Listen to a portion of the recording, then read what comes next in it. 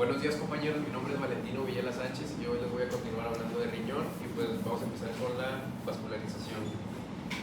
Primero les voy a hablar de la arteria renal derecha. Esta se va a originar de la arteria abdominal, de la aorta abdominal, y esta se encuentra a nivel de L1 y también se origina por debajo de la mesentérica superior. Esta va a pasar por detrás de lo que sería la vena cava inferior. Va a estar en relación con el psoas mayor y también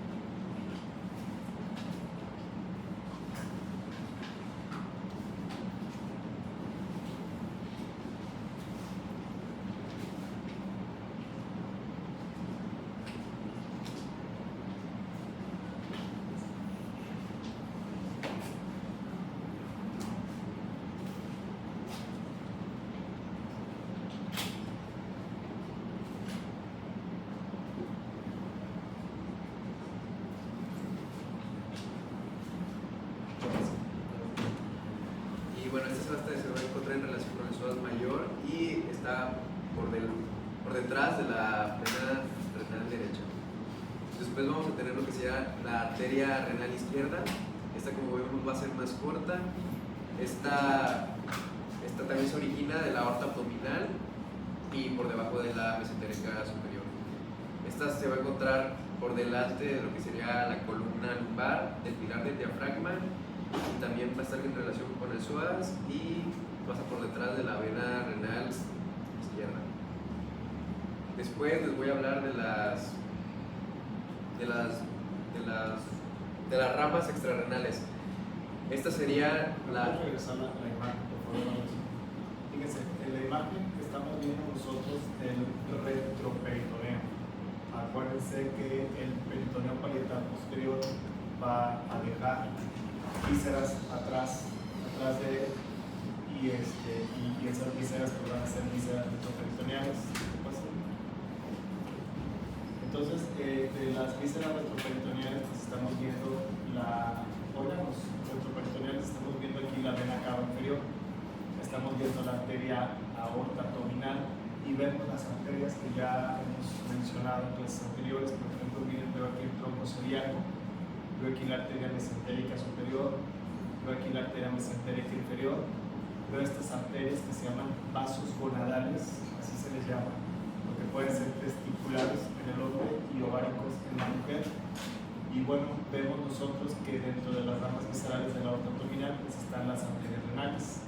La arteria renal del lado derecho, que dice su compañero, es más larga porque la arteria aorta abdominal está rechazada hacia la izquierda, mientras que la arteria renal izquierda pues es más corta por la posición de la aorta abdominal.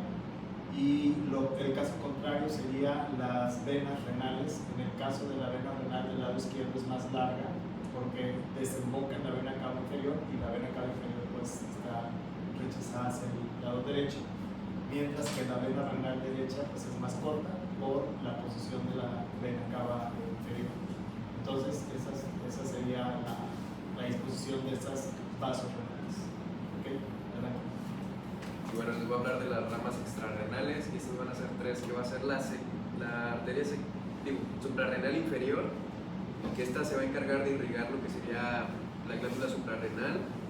Después vamos a tener las ramas uretrales, que se van a encargar de dar a vascularización a lo que sería la primera porción del uréter, y después vamos a tener la rama cápsulas adiposas, que estas nos van a formar un arco exorrenal, que va a estar formado por las arterias suprarrenales, por las lumbares, por la arteria testicular o uvárica y por las arterias féricas inferiores. Y después tenemos lo que sería las ramas intrarrenales, que estas van a nacer justamente donde empieza el ilio renal, y van a ser dos que va a dar ramas anteriores, estas, y ramas posteriores. De las ramas anteriores tenemos que se originan de 3 a 5, y pues sería lo que sería la arteria segmentaria superior, arteria segmentaria anterosuperior, arteria segmentaria anteroinferior y la arteria segmentaria inferior. Y de las ramas posteriores tenemos que solamente va a ser una, y se divide en un seno renal y la arteria segmentaria posterior. Y bueno, cuando entran en el interior del riñón, cuando entran estas arterias segmentarias, se van a dividir y nos van a formar lo que van a ser las arterias interlobulares, y de estas se van a originar también las arterias arqueadas, y estas que vemos aquí van a ser las arterias interlobulares, y también a su vez van a dar lo que sería en la corteza del riñón, van a dar lo que serían las arterias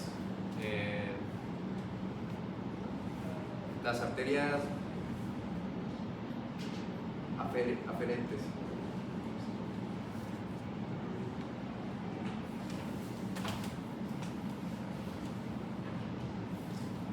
Y después vamos a tener lo que sería la segmentación del riñón. Voy a regresar a la imagen. Fíjense que lo que está mencionando su compañero es bien importante, porque nos habla de la división que va teniendo la arteria renal cuando entra al seno renal. Recuerden ustedes que el seno renal es un espacio que va a estar ubicado en la parte cerca del borde medial del riñón, y se le llama ilio renal. Y ya en algún momento les había comentado que un ilio en una víscera es el punto donde entran y salen elementos a la misma. En el caso del ilio renal, pues va a entrar la arteria renal, va a entrar los plexos nerviosos que vienen del plexo celíaco, y van a salir pues la vena renal, van a salir los vasos linfáticos, y va a salir el sistema excretor. Ese es el ilio renal. Entonces, cuando la arteria renal se aproxima a la pelvis renal, dice que se va a dividir en dos: una que pasa por delante de la pelvis, que se llama prepiélica, y otra que pasa por detrás de la pelvis, que se va a llamar retropiélica. Bueno, esa división es importante, pero quiero que vean ustedes cómo la arteria renal empieza a hacerse cada vez más delgadita, y entonces forman estas arterias que se llaman arterias interlobulares. Y luego vean cómo vienen las arterias interlobulares, que bueno, antes de las interlobulares está la segmentaria, sería segmentaria, luego sería interlobulares. Las arterias interlobulares van caminando a los lados de las pirámides de Malpighi. ¿Se acuerdan que las pirámides de Malpighi son parte de la arteria renal? Y luego viene esta arteria que se llama arteria arcuata, y se le llama arcuata por obvias razones, porque tiene forma de un arco. Y después vienen unas arterias que se llaman arterias radiadas, corticales o interlobuliares, y esas ramitas pequeñitas van a formar las arteriolas aferentes. Ayer comentábamos nosotros que la arteriola aferente iba a formar un plexo capilar que se llama glomérulo, y que el glomérulo va a estar rodeado por la cápsula de Bowman. Entonces quiero que vean ustedes toda la sangre que viene viajando por la arteria renal, pasa por los vasos o arterias segmentarias, arterias interlobulares, las arterias acuata, arterias interlobuliares, arteriola frente, y de ahí se forma el glomérulo. ¿Se acuerdan que yo les comentaba en la clase de ayer que si, por ejemplo, yo vengo ahorita y me tomo todo esto de agua, ¿qué va a pasar? Se absorbe en el intestino, se va a la vena porta, de ahí se va al hígado, de ahí se va a la vena cava inferior, y de ahí se va al corazón y se incrementa el volumen intravascular. Cuando se incrementa ese volumen intravascular, se activa el mecanismo de diuresis y entonces se aumenta el filtrado glomerular para bajar el volumen sanguíneo. ¿Sí se acuerdan que más o menos a eso se le ha comentado? Y eso es bien importante en el caso de los pacientes renales. ¿Por qué? Porque un paciente con sobrecarga hídrica, puede ser un edema agudo glomerular. En el caso, por ejemplo, del paciente pediátrico, al paciente pediátrico hay que hacer una regulación de los líquidos que van a ingresar, porque a un bebé no le podemos meter un montón de agua, porque lo que vamos a provocar es que se aumente el volumen intravascular y podemos causar una falla cardíaca en un bebé. Entonces hay que calcular por kilo de peso o por metro de superficie corporal los líquidos que vamos a meter en un bebé, en caso de que un bebé esté deshidratado o que haya que introducir medicamentos bien grasos. Entonces eso es bien importante porque una sobrecarga de agua en el cuerpo puede causar una falla cardíaca. En un paciente geriátrico, si ustedes tienen un paciente geriátrico y le meten 1 litro de solución fisiológica, le van a provocar una sobrecarga hídrica y una falla cardíaca. Se lo pueden echar. Sí. Bueno, luego te voy a hablar de la segmentación del riñón, y existen 2 territorios, va a ser uno anterior y uno posterior, y estos van a estar divididos por un plano transversal que se llama, o sería la línea de sangre, que esta va a ser avascular y es importante porque esta se va a ocupar para las aperturas del riñón en una nefrotomía. Y después tenemos la segmentación del riñón, también se divide en segmentos, que va a ser un segmento superior, un segmento anterior superior, un segmento anterior inferior y un segmento inferior y uno posterior. Pues después les voy a hablar de las venas. El drenaje de las venas se va a llevar a cabo por las venas estrelladas, que estas van a drenar a su vez en las arterias interlobuliares, que es parecido a las arterias, es lo mismo, pero al revés. Bueno, después de las arterias interlobuliares, estas van a drenar en las arterias, a las venas arqueadas, después en las interlobulares, y después van a formar lo que sería la vena renal, y esta va a desembocar en la vena cava inferior. Y tenemos que de la vena renal derecha, esta va a ser más corta, como vimos,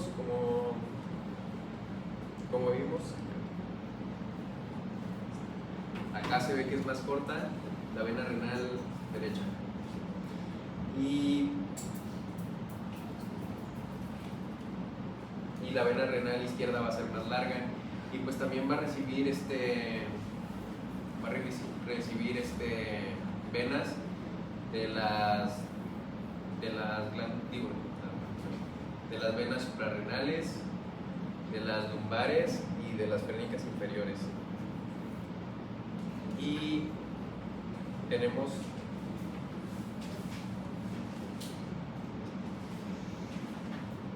de las cápsulas adiposas, que también van a tener un arco exorrenal. Después tenemos que lo más importante de esto va a ser que la llegada de la arteria testicular ovárica, y que a la participación de la vena renal en la constitución de la vena hemiazygos por la vena lumbar ascendente izquierda.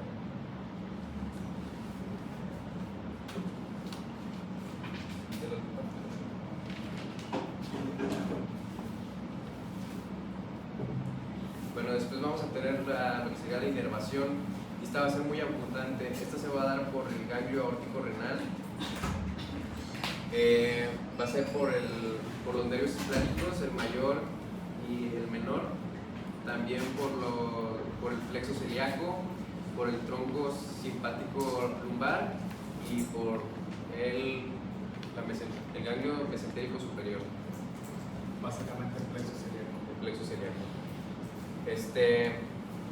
Después tenemos que el plexo celíaco, como comentó ayer, se va a encontrar alrededor de lo que sería la arteria renal en forma como una red.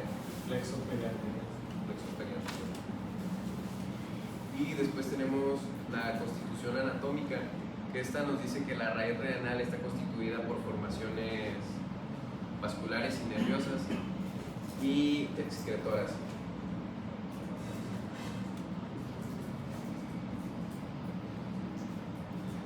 La raíz renal está rodeada por lo que sería una vaina conectiva que prolonga medialmente la fascia renal. Esta raíz está en sentido lateral, hacia atrás y hacia abajo. Esta va a ser más corta que la derecha y pues su espesura depende del tejido adiposo que la rodea. Y pues serían las relaciones. Atrás y medialmente las raíces renales se relacionan con lo que sería la cara anterolateral de la columna y de la fascia del psoas mayor. Adelante tenemos que la raíz renal derecha se relaciona con la porción descendente del duodeno, la cabeza del páncreas y del conducto colédoco. Después tenemos que la raíz renal izquierda está por detrás del cuerpo del páncreas y de la flexura duodeno-jejunal. Y arriba se va a encontrar en relación con la glándula suprarrenal y abajo está prolongada por el uréter hacia la región lumbar baja.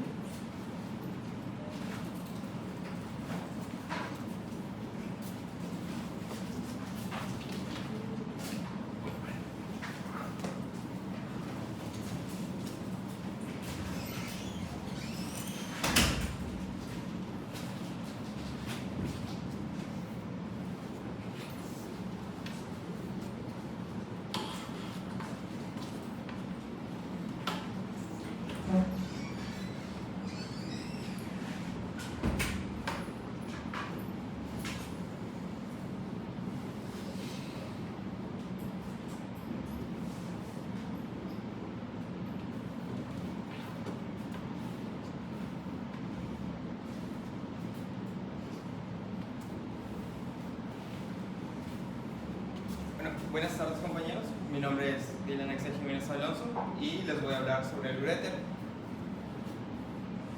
Empezando las generalidades, tenemos que el uréter se definirá como un conducto que se origina a nivel de la pelvis renal, el cual estará en el nivel de la primera y la segunda vértebra lumbar. Este se continuará hasta lo que viene siendo la vejiga urinaria, que estará en la pelvis menor. Hablando de su trayecto, tenemos que su trayecto será vertical y descenderá hacia el fondo de la vejiga urinaria, en donde perforará y atravesará su pared para adentrarse en el trígono vesical. Tenemos que en la porción abdominal su trayecto será casi completamente paralelo, sin embargo, llegando a lo que viene siendo la vejiga, dibujará una curva de convexidad medial, como podemos observar aquí. Son casi paralelos y llegando una vez acá, se va medialmente. También tenemos que su posición generalmente será siempre fija. Sin embargo, la presencia de diversos tumores pueden desplazar el uréter hacia otras posiciones. Hablando un poquito de las anomalías que nos comentaba el libro, aunque no ahonda mucho, yo se las quise mostrar. Se nos comenta de un uréteres dobles, los cuales son uréteres con 2 orígenes y 2 terminaciones. Aquí les puse una imagen sobre un uréter bífido, el cual es un uréter con 2 orígenes y solo una terminación. Y también se nos comenta uréteres con terminaciones aberrantes, es decir, en lugares que no son los correspondientes, como lo puede ser en ano rectal o en la vagina. También se nos comenta de los megauréteres, que son uréteres con un diámetro mayor. Y hablando de lo que viene siendo la estructura, la forma y el calibre, tenemos que el uréter presentará un tipo de movimiento, el cual será el movimiento peristático. Ese movimiento será muy importante, ya que nos ayuda a comprender un detalle súper importante, y es que en el origen, en la unión piloureteral, el conducto del uréter será aún más estrecho, y seguido a eso, llegando a la porción abdominal, se dilatará formando un uso lumbar. Seguido a eso, volverá a estrecharse y luego volverá a dilatarse. Eso nos ayuda a separar el uréter en estreches, el cual estará uno en la porción piloureteral, otro en la porción superior de la pelvis y otro lo que viene siendo en la urétero vesical. Eso nos ayuda a comprender la detención en la migración de los cálculos renales, ya que ahí serán los puntos en los que serán retenidos. Otro detalle bien importante es que bueno, la obstrucción de estos uréteres puede causar un dolor bastante grande, y pues a ese tipo de dolor se le llamará cólico renal. Pasando a lo que viene siendo la estructura del uréter, se nos comenta que el uréter estará formado de lateral a medialmente por una túnica adventicia, la cual estará limitada por encima por lo que viene siendo la cápsula fibrosa del riñón, y abajo será la túnica yacente propiamente dicha. Esa túnica rodeará todo el contorno del uréter, de lo que viene siendo desde su origen hasta su terminación. Eso que está diciendo su compañero, lo mencionamos la clase de ayer, decíamos que el riñón está formado por un parénquima, que son el tejido propio del riñón, y que ese tejido propio está rodeado por una cápsula fibrosa. Que decíamos que cuando hay procesos inflamatorios que causan un aumento en el volumen del riñón, eso distiende la cápsula renal y eso causa dolor. Y esa cápsula fibrosa del riñón es la que se continúa como la capa más externa del uréter, que lo acompaña hasta la vejiga. También se nos comenta sobre la túnica muscular, la cual se dividirá en 3 tipos de fibras. Una fibra muscular, la cual estará en lo que viene siendo la base de la papila renal, y estas fibras musculares se nos comenta que formará un esfínter en lo que viene siendo la base de la papila renal, llamado esfínter circunpapilar, y formará otro pequeño esfínter en lo que viene siendo su terminación. Se nos comenta que a pesar de que su nombre sean fibras circulares, tienen una disposición en espiral. Y también se nos comenta que en las aproximaciones de lo que viene siendo la túnica adventicia será de forma más circular, y en la túnica mucosa serán longitudinales. Y por último se nos comenta pues la túnica mucosa, la cual será la encargada de llevar la mucosa de la pelvis renal hasta lo que viene siendo la vejiga, en donde será frecuentemente confundida. Es un detalle que viene. Procediendo con las relaciones, se nos comentan relaciones en diversos segmentos. Vuelvo a recalcar lo que está diciendo Lila, que está formado por una túnica mucosa, que la túnica interna está formada por una túnica muscular, que es músculo liso involuntario, y que ese músculo liso permite los movimientos descendentes del filtrado glomerular de la orina. Entonces, lo normal es que después de que la orina llega a la pelvis, a la pelvis renal, pase del uréter y del uréter directamente hacia la vejiga. ¿Qué puede ocurrir cuando, por ejemplo, se impacta un cálculo? Si el cálculo se impacta en la parte media del uréter, que se llama uréter sacroiliaco, el músculo va a tratar de expulsar ese cálculo y eso causa un dolor cólico. ¿Se acuerdan que les decía? Toda víscera que sea hueca causa un dolor tipo cólico. Entonces, pues, un cólico reno-ureteral, ¿sí? Cólicos que pueden causar un reflejo vagal y puede causar que el paciente tenga hipotensión y se desmaye. Entonces, por eso un paciente con cólico renal, cólico reno-ureteral siempre se tiene que atender. En el examen general de orina, por ejemplo, cuando hay cálculos o cuando hay anemia, pues se desgaja la mucosa, se desgaja el epitelio y sale en el examen general de orina, salen las células epiteliales de la vía urinaria superior, de la vía de la vejiga o de la uretra. Todo eso nos está dando la pauta de que ahí hay una lesión. ¿Sí? Entonces, eso que está mencionando ahorita es muy importante. Un detalle que se me pasó a decirles es que también hay fibras longitudinales internas, las cuales estarán en el contorno de la terminación del uréter, en lo que viene siendo en esta zona de aquí. Estará todo contorneado por fibras longitudinales externas. Y también habrá unas fibras longitudinales externas, ya lo que viene siendo la porción interna en el trígono vesical.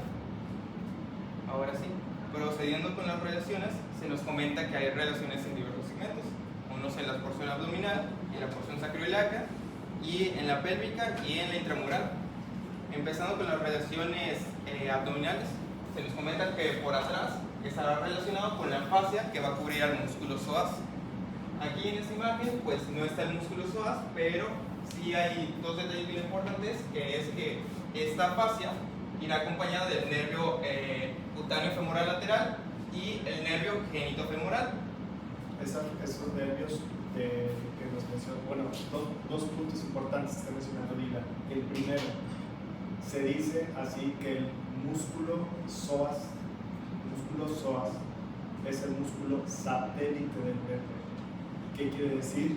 Que está el músculo psoas, está muerto en su fascia y ahí está el uréter. Cuando ustedes quieren localizar el uréter en el cadáver de una persona que está en una cirugía, se van a buscar el músculo psoas. Entonces, para llegar al psoas es un rollo que hay que quitar el peritoneo, hay que quitar el meso, bla, bla, bla. Este sería el primer punto importante.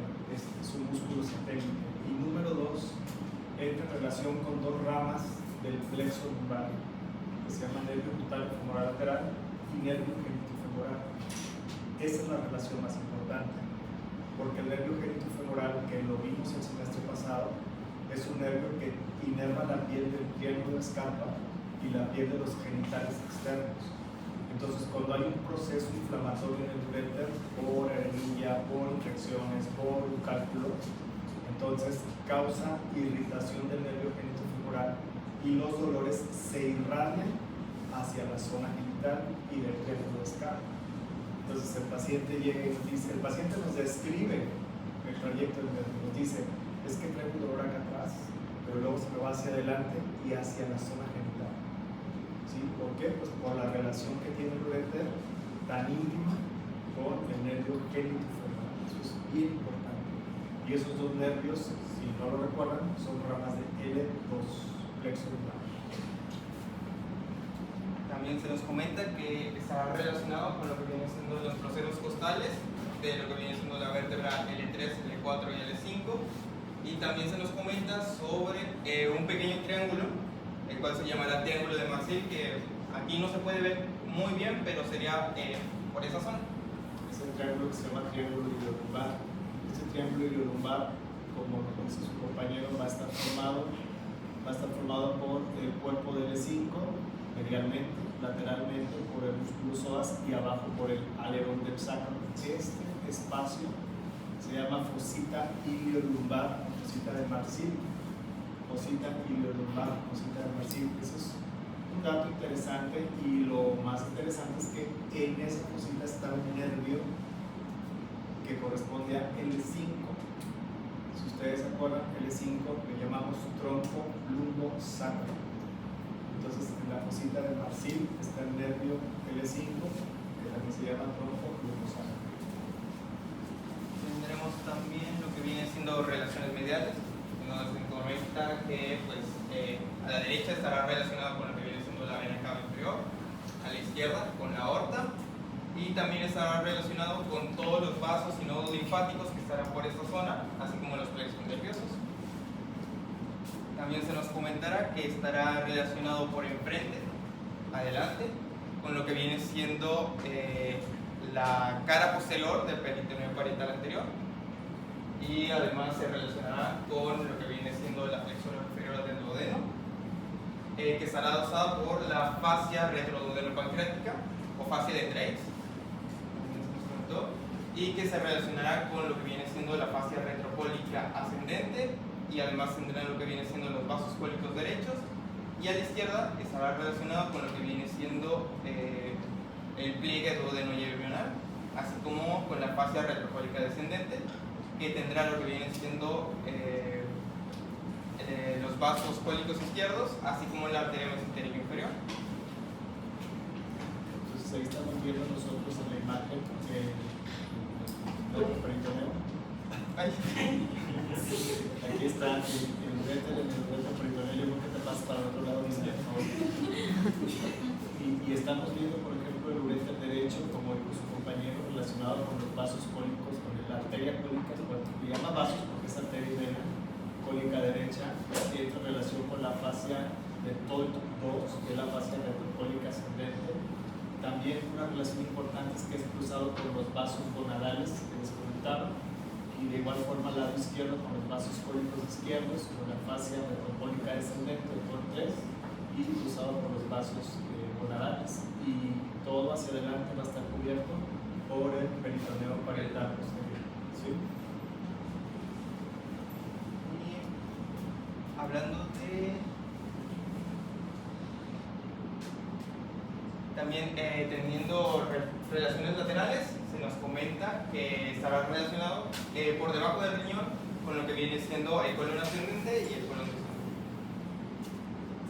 Seguido a eso procederemos con lo que viene siendo las relaciones al nivel sacroiliaco, en el cual tendrán una relación lo que viene siendo por atrás con lo que viene siendo los vasos ilíacos, que estarán, bueno, esa parte de acá atrás, que en la derecha estará relacionada con la ilíaca externa y a la izquierda estará relacionado con la terminación de la ilíaca común. También se nos comenta que por adelante estará relacionado con lo que viene siendo también el peritoneo parietal, pero específicamente estará relacionado con la terminación del mesenterio. También estará relacionado con seco apendicular, y estará relacionado con la fibra lateral del mesocolon sigmoide. Sí, esa relación, que esta relación no es tan importante lo que les voy a decir, pero bueno, hay una, le llaman ley de Lishka, el punto donde el uréter se entrecruza con los vasos ilíacos, con la terminación de la arteria ilíaca común y el nacimiento de la ilíaca externa. Eso se llama ley de Lishka, y eso es característico del uréter sacroiliaco. Y bueno, el uréter sacroiliaco, si ustedes recuerdan, se los había comentado yo, como uno de los puntos estrechos del uréter. También se nos comenta que lateralmente estará acompañado por, como comentó, los vasos gonadales, los vasos ováricos o testiculares, y también irá acompañado del nervio genitofemoral. Pero aquí podemos observar que estará en la ovárica o testicular. Finalmente, llegando a lo que viene siendo la porción pélvica, tenemos que esta porción se diferenciará tanto en el hombre como en la mujer, siendo que aquí tenemos una imagen en la cual se verá el trayecto del uréter en la pelvis masculina, y que la puse para describir un poco mejor el trayecto, ya que es un poco complejo en el libro, el cual se nos comenta que se colocará en lo que viene siendo la pared pélvica, y luego seguido a eso se irá medialmente para entrar en contacto con la vejiga urinaria, siendo que esta porción que está en la pared pélvica será el segmento parietal y el segmento que entra en contacto con la vejiga urinaria es el segmento yuxtavesical, el cual comentaré a continuación. Tenemos entonces que el segmento parietal se nos comenta que el uréter estará en lo que viene siendo entre la pared lateral del recto medialmente y estará también en lo que viene siendo la pared lateral de la pelvis. Aquí podemos observar que el uréter pues, va a descender. Y un detalle que también se nos comenta es que irá acompañada de la arteria umbilical, si no estoy mal, y que cruzará el eje vasculonervioso del obturador, cual podemos observar aquí, que será el nervio obturador, la arteria obturatriz, la vena obturatriz, y que este plano será el plano muscular que separará al músculo obturador interno del músculo elevador del ano. Y en el segmento yuxtavesical se nos comenta que el uréter seguirá su trayecto y medialmente a él se encontrará lo que viene siendo las vesículas seminales, así como el recto, y que irá acompañado de una fascia, la cual será lo que viene siendo la fascia pélvica visceral, que irá acompañada de la arteria vesical inferior. Esta arteria vesical inferior mandará dos ramas, será una rama prostática y una rama para las glándulas vesicales. Para las vesículas seminales. Para las vesículas seminales. La imagen esa no está tan sencilla, porque lo que estamos viendo nosotros es una vista superior de la pelvis verdadera. ¿Sí? O sea, aquí yo ya no tengo que mencionar nada ni de colon, ni de ciego, ni de colon sigmoide, nada, ni de apéndice, porque esta es pelvis verdadera. Entonces, la imagen para que se ubique, porque de hecho eso se los tengo que explicar yo, esto sería anterior, lo que yo estoy viendo aquí es la vejiga urinaria, esto es posterior, lo que estoy viendo aquí es el recto, y entonces lo que estoy viendo yo detrás de la vejiga urinaria pues son estas vesículas, que son las vesículas seminales. La función de las vesículas seminales es producir líquido seminal donde van a estar los espermatozoides, y los espermatozoides van a llegar a las vesículas seminales por medio de los conductos deferentes, que bueno, este está rechazado, pero este está en su posición. Entonces, estos son los genitales internos, las vesículas seminales y los conductos deferentes que vienen del testículo. Entonces, lo que dice su compañero es que en este segmento, cuando el uréter se aproxima a la vejiga, el uréter va a estar cruzado por el conducto deferente y va a estar cruzado por esta arteria que se llama vésico-deferencial. Vésico-deferencial, vésico porque vasculariza las vesículas seminales y deferencial porque vasculariza al conducto deferente. Entonces, esta relación es importante.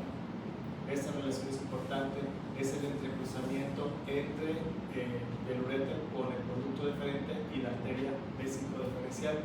Y luego viene el uréter, se encuentra con la vejiga y la perfora, la penetra. Y entonces de esta forma drena el filtrado glomerular hacia la vejiga.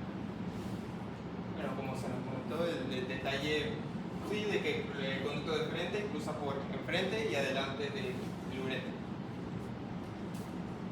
Y siguiendo con lo que viene siendo el uréter en la mujer, Eso está más complicado. sí, está un poco más complicado debido a la presencia del ligamento ancho del útero, el cual hará más diferente el trayecto, dividiéndolo en una parte retroligamentosa, infraligamentosa y preligamentosa E intramural. e intramural. Entonces el uréter pélvico, el uréter en el hombre y en la mujer tiene las mismas relaciones en la región lunar, tiene las mismas relaciones en la región sacroiliaca, pero difiere en la región pélvica. ¿Por qué? Pues porque en la región pélvica aparece un ligamento que se llama ligamento ancho. Ligamento ancho ya habíamos dicho nosotros que era parte del peritoneo que está cubriendo a la cara posterior y anterior del útero y que aún no se nos comenta eso, ¿verdad? Sí. Y que se desprende de los bordes laterales del útero y se inserta en las paredes laterales de la pelvis.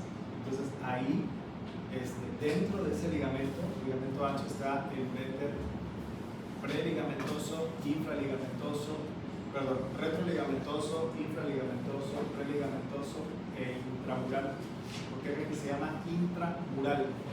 Porque está dentro de la pared de la vejiga. ¿Sí? Entonces, ese segmento intramural es el tercer punto estrecho del uréter.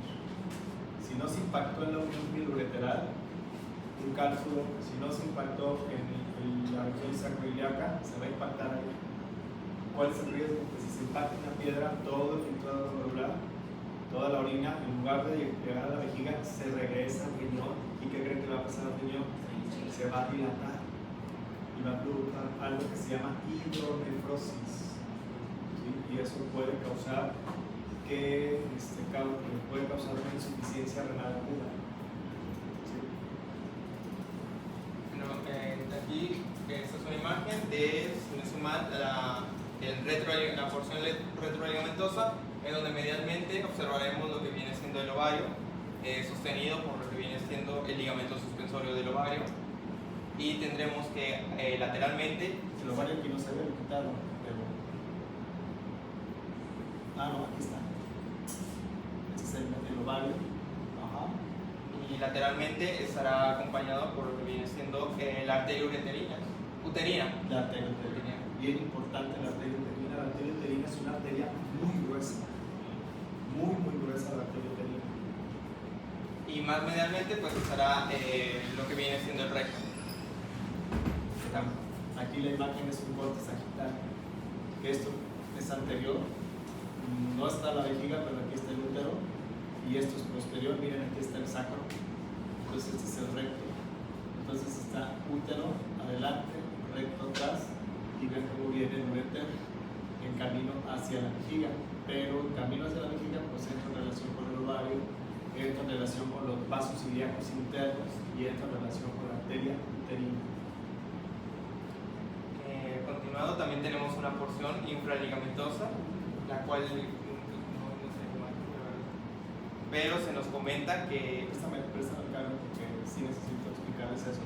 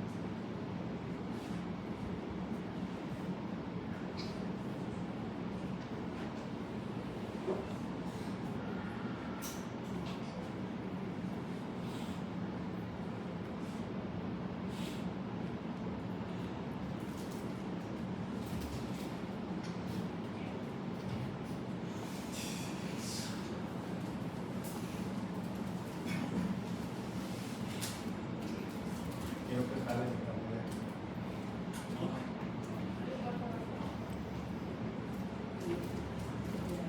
Si quieren, les voy a dar clases.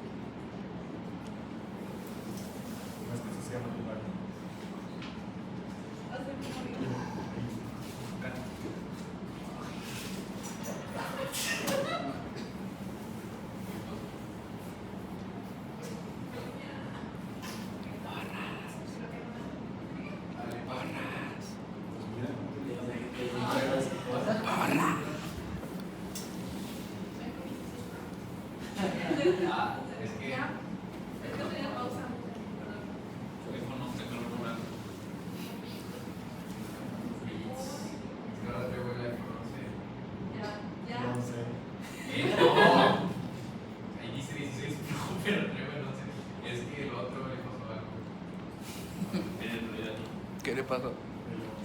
Me lo rompieron. ¿Dónde? Ah, pues, güey. ¿Ayer te lo rompieron cuánto tiempo? Sí.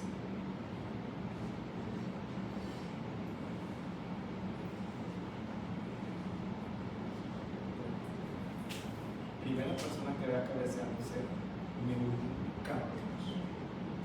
También te sueltas.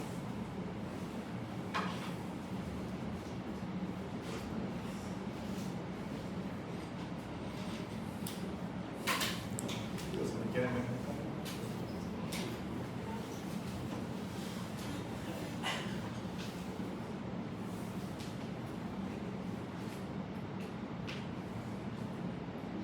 Bueno,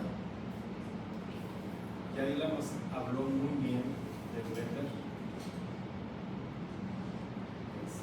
las porciones, sus 3 porciones, pero antes de continuar hablando de las relaciones del ureter en la región pélvica, tenemos que recordar a qué le vamos a llamar nosotros pelvis verdadera. Entonces, le vamos a llamar nosotros pelvis verdadera, si le vamos a llamar nosotros pelvis verdadera a todo eso. Hacia adelante va a estar formado por la sínfisis del pubis, va a estar formado por el cuerpo del pubis, eso sería hacia el plano. Hacia atrás va a estar formado por la cara anterior del sacro. Y lateralmente hay una superficie. Oscar, ¿estás dormido? No estoy. Y lateralmente hay una superficie que a lo mejor no se acuerdan, pero se llama superficie cuadrilateral dorsal.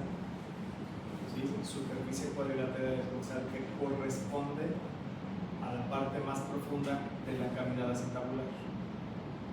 ¿Sí? La superficie cuadrilateral dorsal. ¿Okay? Lateralmente también vamos a tener nosotros este foramen que se llama foramen obturador. Y en su momento yo les dije que se llamaba obturador porque está obturado. Obturar es cerrar.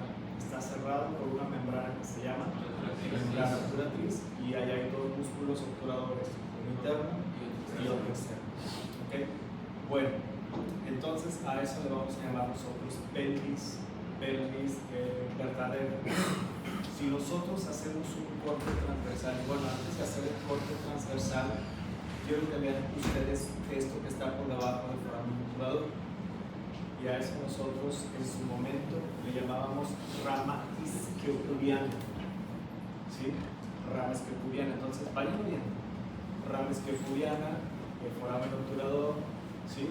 Y la superficie cuadrilateral dorsal. Eso necesito que lo vean, porque ahora lo vamos a ver nosotros en un corte coronal. En el corte coronal, entonces, miren, esto de aquí es la rama isquiopubiana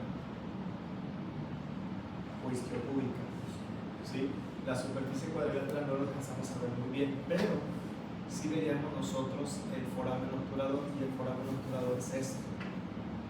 En el foramen obturador yo estoy viendo esta membrana que se llama membrana obturatriz. Estoy viendo por fuera a un músculo que se va a llamar obturador externo, y por dentro estoy viendo un músculo que se llama obturador interno.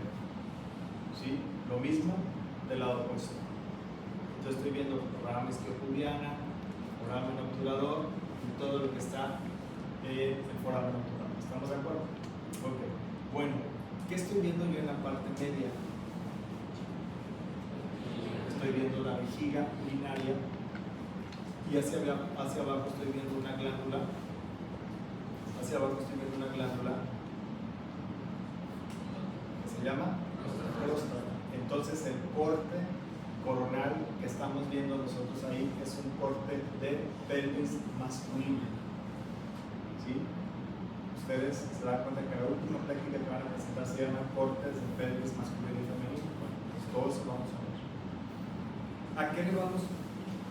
Bueno, estamos viendo nosotros un músculo que en su momento yo les dije que tiene forma de una copa y que la función del músculo es darle sostenimiento a las vísceras pélvicas. Este músculo de aquí se llama músculo elevador del ano. Entonces no se le dé forma de copa aquí, pero quiero que vean ustedes cómo el músculo está haciendo esto. ¿Sí? Así se ve en el corte, pero si nosotros lo viéramos en el cadáver tendría esta forma, tiene forma de una copa. ¿Sí? Y la función del músculo, entre otras cosas, es brindar sostén a las vísceras pélvicas. Es el músculo que cuando veíamos el plexo pudendo les decía que tenían que cuidar en el trabajo de parto porque sostiene vísceras pélvicas y se desgarra, pues va a causar protusión de las vísceras pélvicas. Entonces ese músculo es muy importante. ¿Por qué lo estoy comentando? Porque el músculo elevador del ano y el músculo obturador interno son músculos que forman la pared lateral de la pelvis, lo mencionó Dylan, ¿sí? El uréter, hay un uréter que se llama parietal, ¿por qué? Porque está en contacto con la pared lateral de la pelvis. ¿Y quiénes son? ¿Y quién forma la pared lateral de la pelvis? El obturador interno y el elevador. Entonces, cuando se mencione pared lateral de la pelvis, inmediatamente ustedes tienen que pensar en el músculo obturador interno y el músculo elevador. ¿Ok? Entonces, esa es la pared lateral de la pelvis. Segundo punto importante.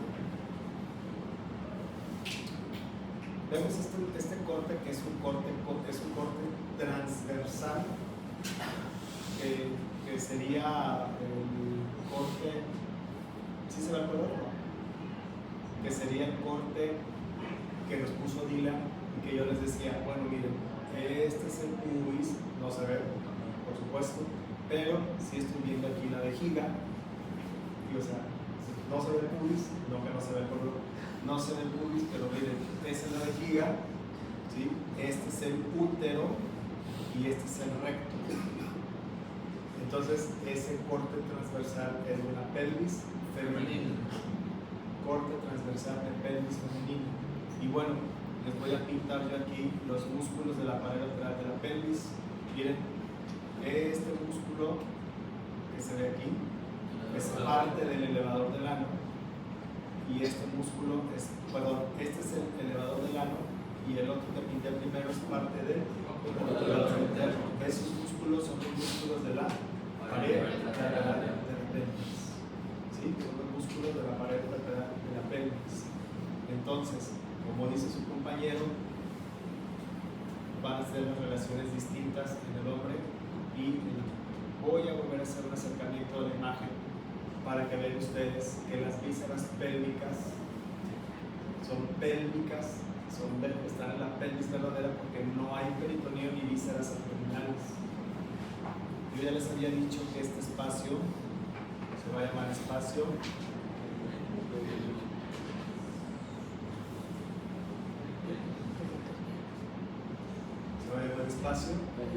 pelvis subperitoneal, y en ese espacio pelvis subperitoneal van a estar todas las vísceras pélvicas. En este caso es un corte sagital de la pelvis masculina, en donde veo la vejiga, en donde veo aquí las vesículas seminales, y aquí estoy viendo la próstata, y por acá estoy viendo al recto. Es un corte sagital de pelvis masculino. Ok, bueno, ¿qué va a pasar entonces si nosotros vemos simplificado esta imagen? Vamos a ver simplificada esta imagen, y la imagen simplificada es esta. ¿Sí? Entonces, vamos a empezar diciendo que esto es el pubis, por lo tanto esto es el anterior, y esto que es el sacro, por lo tanto esto es posterior. Lo que yo estoy viendo es, sí les llama la atención que se ve mucho un color como gris. ¿Se fijan que las vísceras están rodeadas por un color grisecito? ¿Sí lo ven? Eso que estamos viendo ahí, que se ve, eso gris que se ve ahí rodeando la vejiga, el útero y el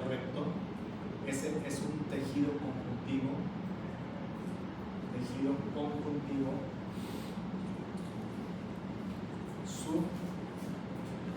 subperitoneal. ¿Qué hace el tejido conjuntivo? Une.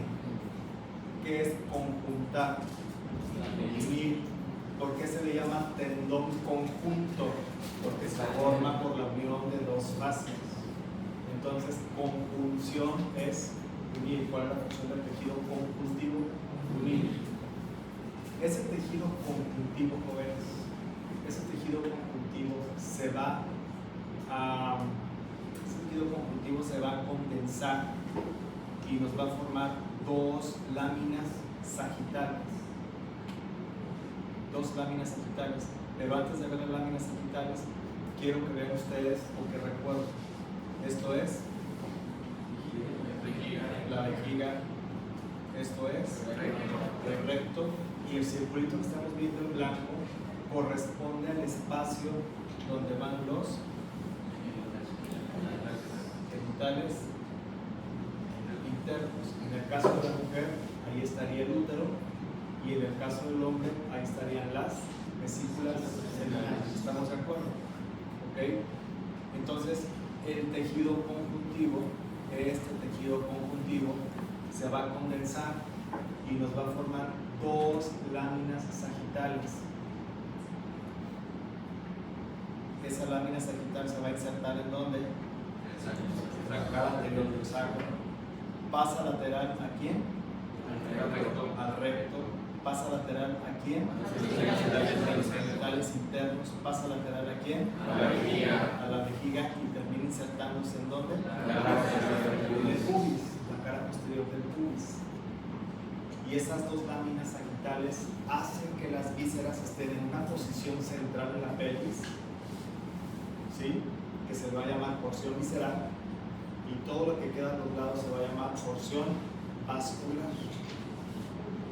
¿Por qué se le llama vascular? Pues porque estoy viendo, miren, esta arteria se le va a llamar interna, y ya que interna, y vean cómo la idea que interna da ramas viscerales. Esta arteria se llama arteria vesical porque vasculariza la vejiga. Esta arteria se llama arteria rectal media. ¿Por qué? Porque vasculariza el recto. Y esta arteria sería la arteria uterina en la mujer o génito vesical en el hombre, el infiel. ¿Sí me explico? Entonces, si nos regresamos a la imagen, vean cómo las arterias, bien cómo se ve la imagen, cómo las arterias están rodeadas por ese tejido conjuntivo, mírenlas, están rodeadas por ese tejido conjuntivo, ¿sí lo ven? Entonces, el nombre de las láminas está interesante. Se van a llamar láminas sacro, recto, génito, vésico, pubianas.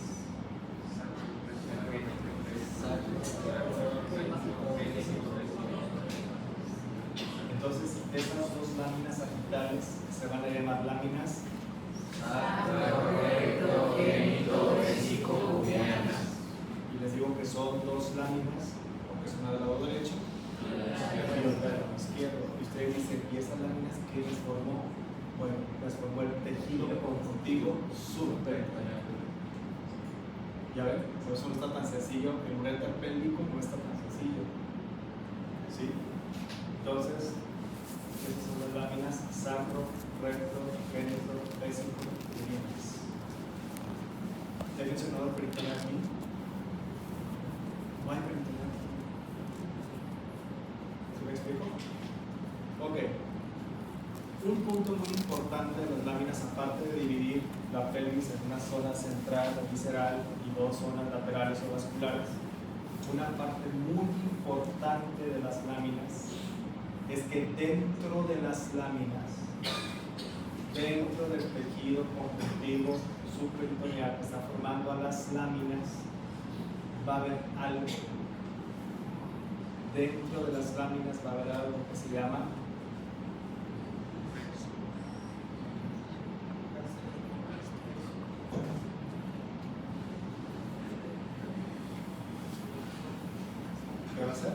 plexo hipogástrico inferior. Me regreso a las clases del sistema nervioso autónomo y yo les había dicho que el plexo hipogástrico inferior es un plexo que se encarga de inervar a las vísceras pélvicas. El plexo hipogástrico inferior es un plexo que se encarga de inervar a las vísceras pélvicas. Entonces, entre las dos láminas sacro-recto-genito-vesico-pubianas, en el tejido conjuntivo que está formando esas láminas, dentro está el plexo hipogástrico inferior. Es un plexo del sistema nervioso autónomo. ¿Sí? Entonces, el espacio pélvico no está tan sencillo como cuidar. Bueno, segundo punto que nos mencionaba su compañero es que el segmento del hombre, el uréter en el hombre tiene dos segmentos. Y hay un segmento que se llama segmento parietal. Y aquí lo vemos, miren, este es el uréter. Y nos decía Dylan, lateralmente está la pared lateral de la pelvis y medialmente está el recto. ¿Para qué sirve esto? Sirve para que se ubiquen en el espacio, para eso sirve. ¿Sí? Ese es el segmento parietal. Y luego viene el segmento yuxtavesical. Y algo que a lo mejor no lo mencionó Dylan porque el segmento no está tan sencillo, es que si ustedes se acuerdan, aquí hay dos láminas sagittales que se llaman genito-vesico-pubianas. Entonces, quiero que vean ustedes cómo el uréter viene aquí en su segmento parietal, y su destino es llegar a ¿dónde? Para poder llegar a la vejiga, ¿qué le tiene que hacer a las láminas sacro, recto, genito, vesico-pubianas? Perforarlas. Entonces perfora las láminas, entra al espacio donde está la vejiga y ahora sí perfora la pared vesical y drena su contenido. ¿Sí? ¿Sí? Ya, vean, no está tan sencillo eso, ¿verdad? No está tan sencillo, pero hay que imaginarse. Y entonces lo demás es más sencillo, porque entonces las láminas sacro-recto-genito-pubianas, el uréter pasa por el espacio donde están los genitales internos y aquí se va a encontrar, ya nos dijo su compañero, conducto deferente, por donde los espermatozoides viajan del testículo hacia las vesículas seminales, y de ahí donde está su compañero para que se despierte, y con la arteria vésico-deferencial. Esta, miren, la arteria vésico-deferencial.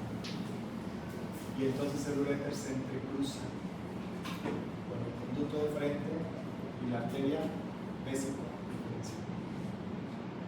¿Ok? Eso es en el hombre. Eso es en el hombre. Viene la mujer. Y entonces, esta imagen que bueno, Dylan me dijo ahorita, es que no encontró la imagen, no, en realidad no hay una imagen tan así chida como esta. Y es lo mismo que vimos ahorita, es esta misma imagen, ¿eh? Es esta misma imagen, pero en la mujer. Entonces, aquí en la imagen vemos nosotros esto, miren, esta es la rama isquiopubiana, este es el foramen obturador, este es el obturador interno. ¿Y qué músculo es este? El elevador del ano. Quiero que vean ustedes, esta es una vista anterior donde quitaron la vejiga. Quiero que vean ustedes el detalle del útero que nos muestra que la cara anterior del útero está cubierta de peritoneo. No toda, una parte nada más. Y que cuando el peritoneo llega a los bordes laterales del útero, se desprende y forma esto. Se llama ligamento ancho. Ligamento ancho. Y eso es uno de los medios que mantienen al útero en su posición. Hay muchos, pero ese es uno de los medios que se llama ligamento ancho. Y entonces divide el uréter en la 4 segmentos: retro, infra, pre e intramural. Retro, ligamentoso, infra, ligamentoso, pre, ligamentoso e infra. Okay.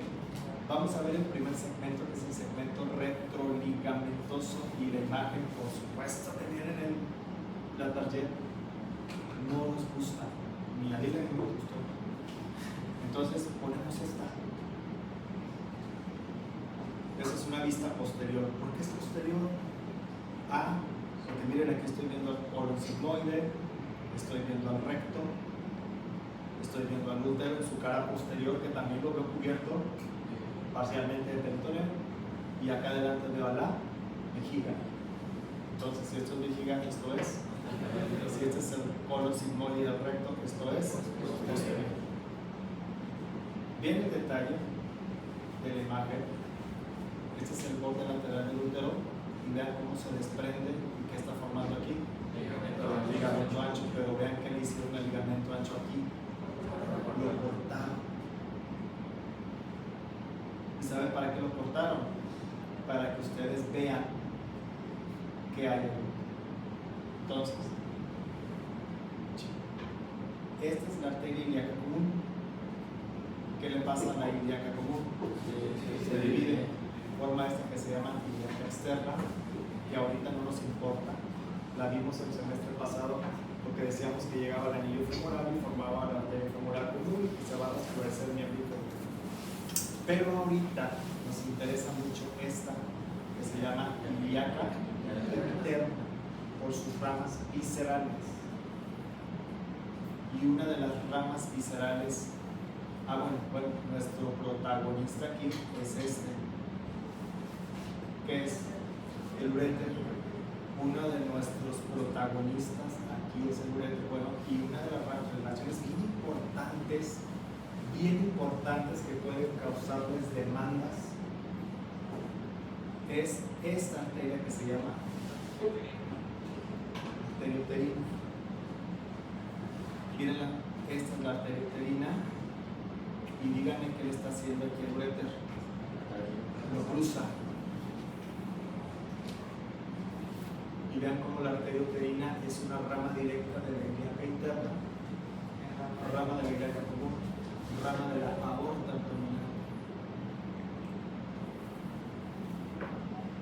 Cuando por alguna condición después del trabajo de parto se le administra un medicamento que se llama oxitocina para que el útero se contraiga, cuando por algún medicamento, por alguna causa no se contrae, causa algo que se llama atonía uterina. ¿Y saben qué causa la atonía uterina? Una hemorragia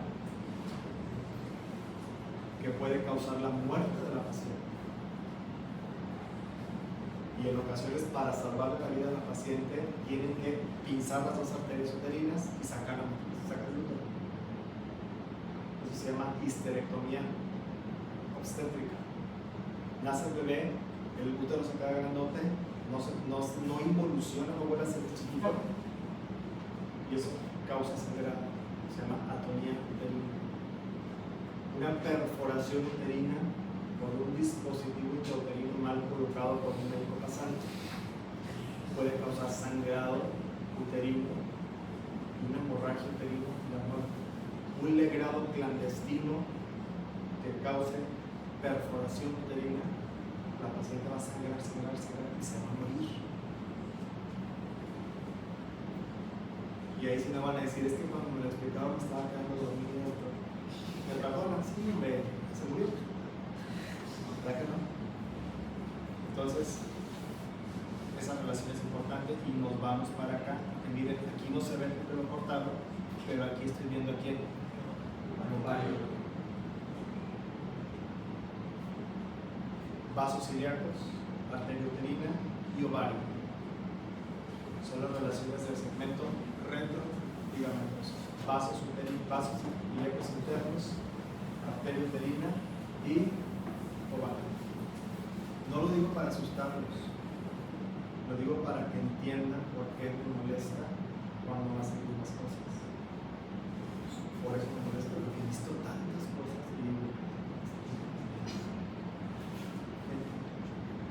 licencia. Viene el siguiente segmento que se llama segmento infraligamentoso. ¿Por qué se llama infra? Entonces hago un acercamiento y quiero que vean el uréter. Aquí está el uréter. Y el uréter pasa por debajo de esta arteria que vuelve a ser la arteria uterina. Y abajo pasa una arteria que se llama vaginal larga. Entonces, algunos libros dicen que se forma una pinza vascular así y en medio pasa el uréter. El grosor de la arteria uterina casi es el mismo que el del uréter. Casi es el mismo que el del uréter.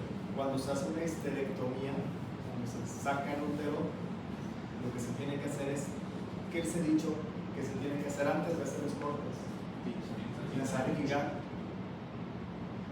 Y ha habido ocasiones en las que en lugar de pinzar y ligar la arteria uterina, pinzan y ligan el uréter. Entonces todo el filtrado glomerular ya no tiene a dónde llegar. ¿Y qué va a pasar? Se regresa, llega el riñón, ¿qué pasa? Se dilata, todo eso causa una insuficiencia hidronefrosis, una insuficiencia renal aguda. Y ustedes creen que los familiares, ay, no se preocupe, doctor, yo sé que tiene mucho sueño y ya que tuvo la fuerza. No pasa nada. ¿Ustedes creen que va a pasar eso? A nosotros nos decían, en ese tiempo, la doctora Evangelina Rivera, que lo comparaba con un puente sobre un río. Como que el puente es la arteria uterina y el río es el uréter. ¿Sí? Muchas de estas cosas no se ven, se palpan. Viene lo somatosensitivo, la sensibilidad, el tacto grueso, el tacto fino. Muchas de estas cosas el cirujano no las ve, pero las aprende a tocar. Y entonces toca la arteria, lógicamente la arteria tiene que tener pulsación, toca la arteria, toca el uréter, se acuerda que la arteria pasa por arriba del uréter, entonces pinza la arteria y la liga. Corta la arteria y entonces quita todo el tejido que está ahí y puede sacar el útero. ¿Sí? Eso es una histerectomía abdominal. Más difícil, mis respetos para que haya la histerectomía vía vaginal. No raja la panza, por vía vaginal saca el útero. Pero bueno, es muy respeto. Pues aquí hay un espacio, aquí hay un tejido, y quiero que lo vean ustedes aquí. Bueno, antes de hablar del tejido, quiero que vean. Esto es el útero, el cuerpo del útero, y vean cómo el cuerpo del útero se hace estrecho. ¿Sí lo ven? O nada más lo veo yo.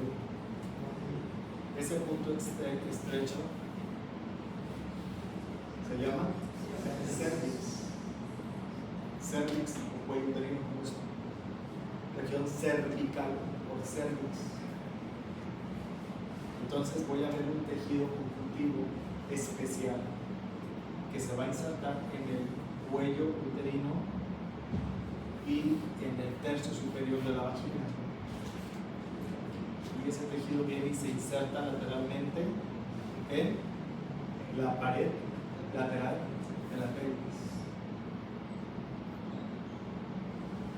En ese tejido está la arteria uterina, la arteria vaginal larga y el uréter. Este tejido se llama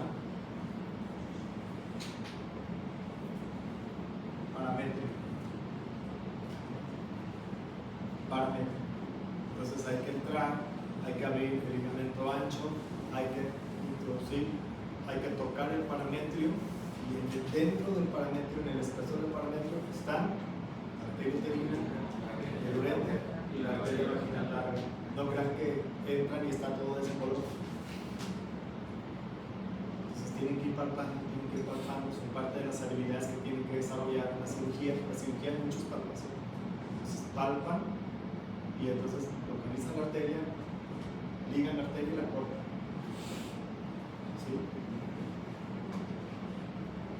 Entonces, las relaciones del uréter infraligamentoso son con el parmétrio, son con el uréter infraligamentoso y son con esa pinza vasomotor.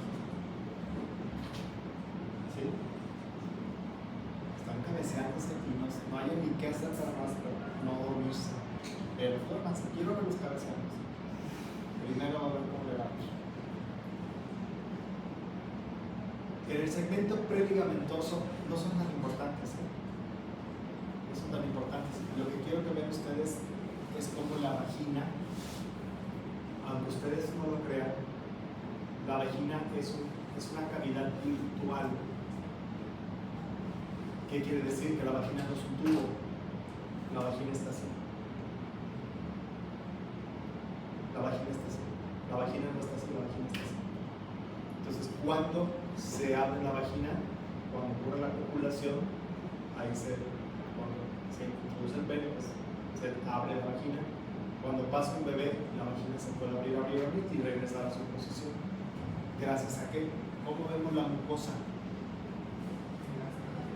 Plegada. Y esa mucosa plegada hace que la vagina pueda distenderse para que quepa un chamaco de 3 kilos o pues para la introducción del pene. Por eso, cuando se hace una exploración del cuello uterino, se tiene que meter una parte que se llama espejo y luego se aprieta para que abra y separe las paredes de la vagina. Y se me queda viendo como si se dan cuenta las que hacen sin ni siquiera conocer eso. Se dan cuenta las que hacen. Porque no sabían eso. La vagina no es un tubo, la vagina está así. Por eso, disculpa, para los hombres, en el caso de mujeres, es muy importante que la mujer esté preparada para tener una relación sexual. Porque si no, una relación sexual en una mujer que no está preparada causa desgarro de la mucosa vaginal y duele. ¿Sí? Tiene que estar preparada la mujer para poder tener una penetración. ¿Sí? Ustedes, lejos. ¿O no? No sé quién fue la que dijo sí, pero sí. ¿Cómo se hacía la esterectomía vaginal? O sea, no tienen que cortar nada. No, es por vía vaginal. Termino con esto, que ya estoy robando la clase a Dila. Espérame, no termino esto.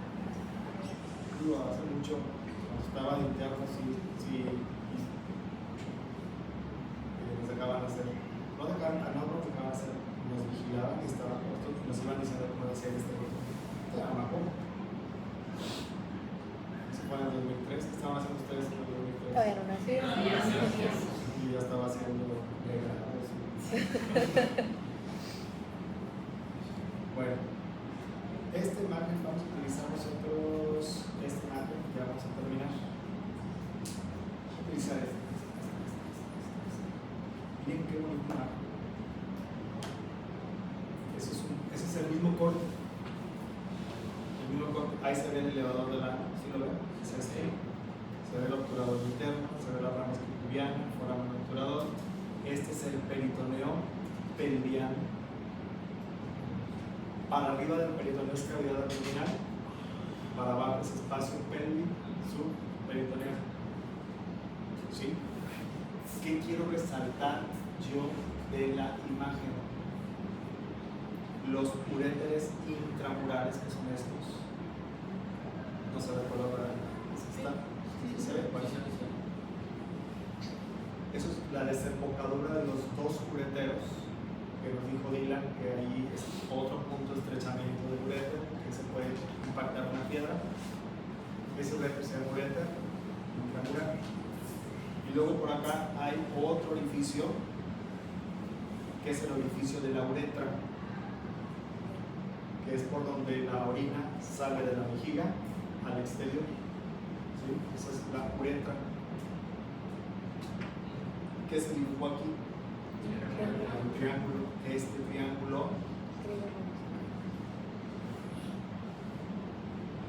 se llama triángulo de Lieto. Triángulo de Lieto. Y vean la diferencia, cómo ven la mucosa en el triángulo de Lieto en comparación con esta. Lisa. Y el resto de la vejiga plegada, porque la vejiga está chiquita, pero cuando está que ya no puede aguantar, la vejiga puede llegar casi hasta el ombligo. ¿Sí? Casi hasta el ombligo. Entonces, esa es la uretra. Vean que la uretra de la mujer está bien cortita. Por eso luego causa las cistitis postcoito. Posterior a tener relaciones sexuales pueden tener infecciones vaginales. Y más si el pelado es cochino. ¿Sí? Entonces, ese triángulo donde están los dos ureteros y el orificio de la uretra se llama triángulo de Lieto. ¿Sí? Triángulo de Lieto. Bueno, es un complemento para la clase de vida. Muchas felicidades. Muy bien dominado el tema. Muchas felicidades. Bueno, ya quedó grabado eso en la clase.